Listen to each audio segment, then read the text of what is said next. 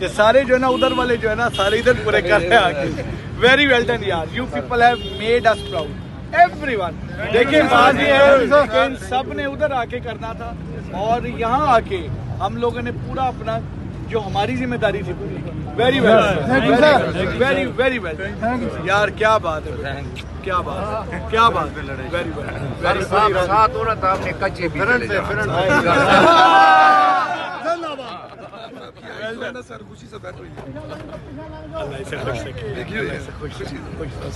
Well done यार, सारे लड़कों ने जितने चेहरे नजर आ रहे हैं। आज दिल खून के आंसू रो रहा है, जमीन कांप रही है, आसमान लरज रहा है, क्योंकि जिन ज़बानों से लब्बैक या रसूल अल्लाह, लब्बैक या रसूल अल्लाह, लब्बैक या रसूल अल्लाह सल्लल्लाहु अलैहि वालैहि वसल्लम सदाएं बुलंद होती थीं, आज वही ज़बानें खामोश करा दी गई हैं। हाफिज़ कुरानों पर गोलियां बरसाई गईं, जिन्होंने पूरी ज़िंदगी कुरान पाक को पढ़ा, कुरान पाक को सुनाया, आज वही कुरान के सफ़ीर ज़मीन पर लथपथ हैं। या अल्लाह, ये कैसी दुनिया है जहाँ तिलावत करने वाले हाथों को हथकड़ियाँ में जकड़ा गया, रहमान के घर के इमामों को, कुरान के हाफिज़ों को, नबी पाक सल्लल्लाहु अलैहि वसल्लम के आशिकों को पंजाब पुलिस, रेंजर और एफसी के अहलकारों ने जुल्म का, अपने जुल्म का निशाना बनाया। किसी की आँख छिन गई, किसी का बाजू टूट गया, किसी की टांग ज़ाया हुई और कोई शहादत पा गया।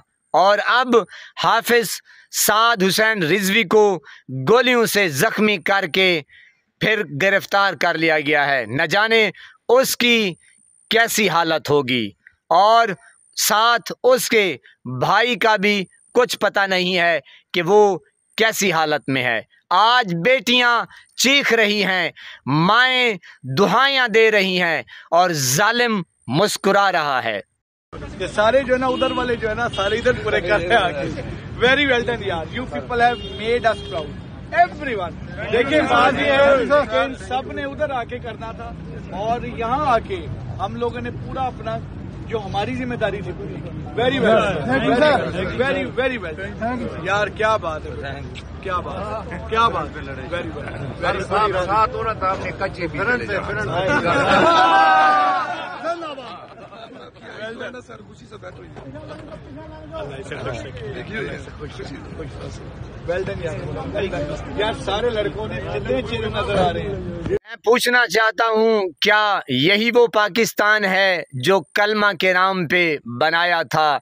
ए अहले ईमान, ये वक्त खामोश रहने का नहीं। मैं पूछना चाहता हूँ उन बड़े बड़े उलमाए कराम से, अगर मैं जान की अमान पाऊँ, अल्लाह पाक आपको सलामत रखे और कता कलामी माफ़, मेरे अल्फाज छोटे हो सकते हैं, मैं एक आम सा बंदा हूँ, लेकिन मैं पूछना चाहता हूँ उन बड़े बड़े जय्यद उलमाए कराम से, क्या हमारा दीन हमें यही दर्स देता है कि निहत्ते लोगों के ऊपर गोलियां बरसाई गईं, शल बरसाए गए, डंडे बरसाए गए, पता नहीं क्या क्या बरसाया गया।